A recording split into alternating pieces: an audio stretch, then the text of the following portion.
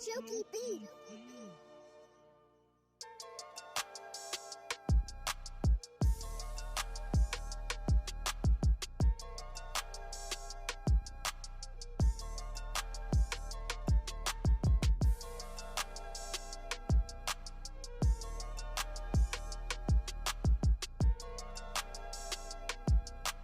All right, so hi, I'm still at the wonderful world of Cadets Con Day 1. That's right. And I have Ben. I'm not going to try to pronounce your last name, Ben, if you're going to have to hit my people with it. At Ellis Island, they had a hard time too. It's Humaneck. It's not spelled that way, but it's like a human's neck. Gotcha. Yeah. I appreciate that. Yep. But anyway, so Ben, first things first, welcome to Cadets Con. I've been here a few times, so it's awesome. Love seeing the artwork I'm seeing from you. Tell us a little bit about Walking Life. Yeah, so Waking Life is... Waking Life. No, it's kind of an update of an old comic called Little Nemo in Slumberland from the early 1900s. Remember Little Nemo? Yeah, so this kid would go to sleep, have adventures in a dream world. What we're asking here is what happens if a kid like that goes to high school and outgrows that? Oh. And does that come with him? So in this story, you've got a young kid like Nemo, different child. He wants to be an animator. He's chasing those dreams. His imaginary best friend shows back up in his life and is like, I'm here to help you out. And that creates all kind of manner of chaos for him and her. It kind of dissolves the borders between dreams and reality. Nightmares start getting into our world. And it becomes a little bit of a crazy high school dramedy adventure story. Crazy. Yeah. I love it. Yeah. And then I've got a couple of books that are coming out this next week on August 15th. They're called Magnificent Makers. And it's an educational set of graphic novels from Power Kids Press. Okay. A group of high school kids who have to invent their way out of problems. And each book centers around a project that they develop to solve the problem that they're facing. And readers can replicate those projects at home. Okay, that's pretty awesome. So, what is, and I know you mentioned the inspiration behind the book, but how did you decide that's where you wanted to go with that? Right. So with Magnificent Makers, it's actually a project that I was approached to do by a publisher that owned the concept. Okay. With Waking Life, it was more so a desire to create something based on one of my heroes. Winsor McKay was such a fantastic artist. To draw like him was nearly impossible. Right. But I wanted to set a high bar so I could challenge myself to grow. And I was really interested in exploring some crannies of the story that he'd originally created over 100 years ago. Yeah. So there was a little bit of hero worship there, a little bit of a question of how can I challenge myself to grow in my storytelling and my image making.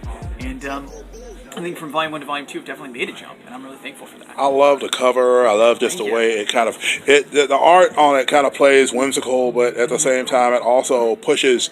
When you see the pictures at the top, you know, you're kind of going like, you want to know who those people are. You want to know what drives them. You want to know what makes. So you definitely want to go out and buy this, guys. If you see it in your local bookstores, if you see it online, where can they get these great books from you? Yeah, sure. So they're available from my publisher, Comic Press, at the Comic Press web store. They're also available on Target, Walmart, Amazon, Barnes & Noble's websites as well. Okay. Cool deal. Well, listen, Ben, I greatly appreciate being able to be a con artist, mate with you at the Artist Alley, and your stuff looks awesome. I'm gonna have to consider seeing what I can do just to buy that Godzilla print off of you, guys. I know that's a copy of the print, but seriously, y'all, that Godzilla looks just beautifully nasty. Oh, thanks, man. So, anyway, so listen, thank you so much. I greatly appreciate it. And above all else, man, rock out, continue to do what you do. And thank you for talking with me for a little bit. All right, this is Krista S.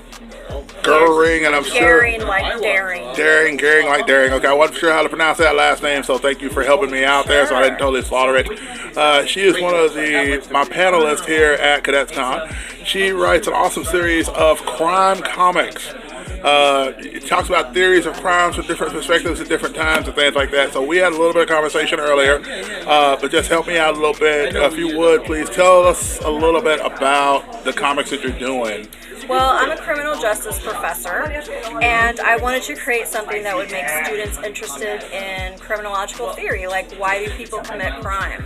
Okay. So Crim Comics, each comic focuses on a different theory or a different sort of family of theories, and it talks about the theorist, it talks about what was going on at that moment in time that made people think about crime and criminals a particular way. Right. So right now we have 6 of the issues out, and typically what I do is I will assign like a traditional textbook, and then I'll assign these Crim comics to the students as well, and I'll tell them to read the comics before they read the textbook, and a lot of times my students are like, oh, I totally understand it a lot better now that I read the comic. before reading the textbook, because the textbook can get kind of dry. Yeah. And I don't know about you, but sometimes when I read books, I get to the bottom of the page and I'm like, I have no idea what I just read. I have to end up rereading it, exactly. Yeah, so when you're reading comics, as you know, it's very active reading. Mm-hmm. Like you're looking at the words and the images, and these tell a story, sort of a narrative as to why people commit crime. You know, do they choose to commit crime? Is it the neighborhoods that they live in? Is it because they're angry? Is it because they're in a gang? So we have 6 out so far. The 7th one is going to be published in October. Okay. And we have a contract to do 13. So hopefully when all these are finished, we can put them all together in one issue and it'll be like our Watchmen. One big trade paperback. Yeah, so to it'll be speak. awesome. That'll be awesome. So tell the people where they can get this wonderful series of books. Oh, you can get these on Amazon. They're published by Oxford University Press. Okay. You can go to Oxford University Press website. I think you can also get them on barnesandnoble.com. Gotcha. They're not in any stores, so coming to a con like this and actually buying them is unusual. Yeah. So, but you can order them online at any point in time. Okay. Well, listen, I thank you very much for sharing with us.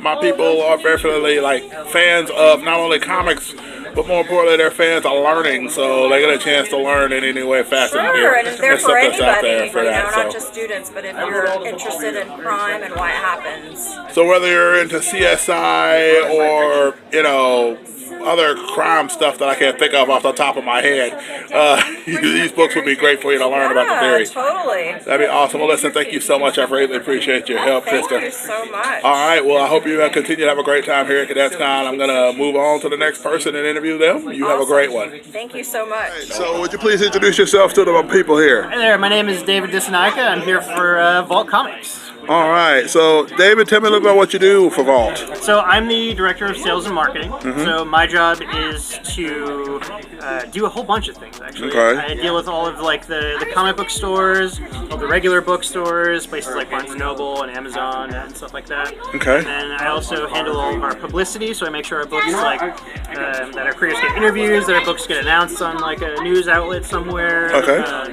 Come up with the whole sort of like marketing flavor of the book with Cool. the rest of the team. Yeah, that's about it. Okay, so you talk about promoting books, so let's promote some books, shall we? What? Yeah, Here you so- got some books in development. We got a bunch of really cool stuff. So this made news recently. Heathen, which is our LGBTQ Viking story, Oh, wow. is going to be a film directed by Catherine Hardwicke, who Okay. is known for being the director of the Twilight films. Oh, wow, That's okay. super exciting. We're really Cool. stoked about that. Twilight was a big thing, so, you know. She's a great director.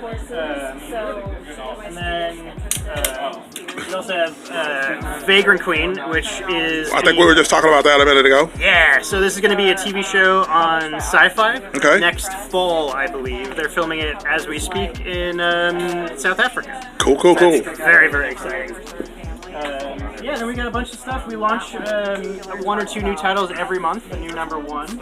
Okay.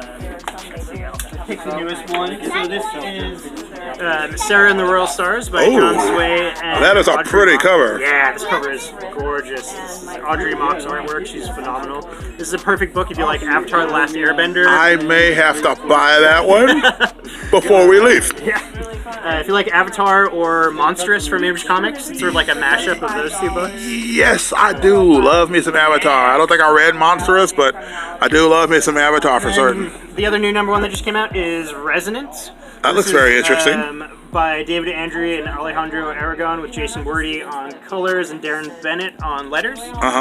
This is sort of like Bird Box or The Road meets The Walking Dead. It's a post-apocalyptic story about a father who has a little sort of cabin outside of all the destruction with his family, his children. Right. And he has to leave to go find medicine for one of his kids. Oh, wow. And when he leaves, things start going very badly. Oh, boy. The whole series is about him trying to get home to his kids. Oh, my gosh. Yeah. I can see the side stories of them trying to survive while he's gone. You know, that's crazy. So that's some beautiful stuff.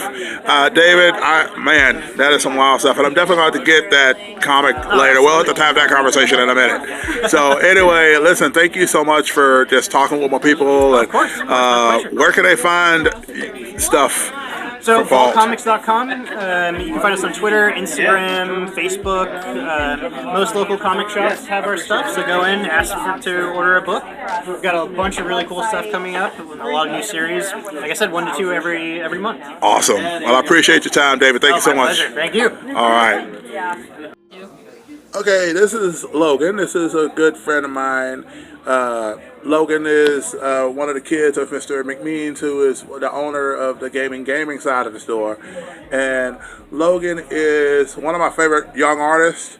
We were shared a panel with each other on Artist Alley a year or 2 ago, I think, for this con. Was it last year or this year? Oh, last year or year before?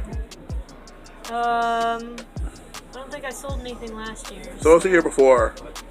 So, yeah. So, anyway, so Logan is one of my favorite artists, and so I just wanted to talk to her a little bit, see what she was up to. I got to see some art from her in an anthology book that some of her kids, some of her other classmates and stuff did with her in their art class. So I just wanted to ask her some questions about it. Yeah. So, tell me about the story that you did for that anthology. So it was the story of a Naga who had the spirit of a lion. Okay. Follow him as he deals with his problems. Okay. Like running away from the city. Okay. So does the Naga have support from like family or anybody? No support.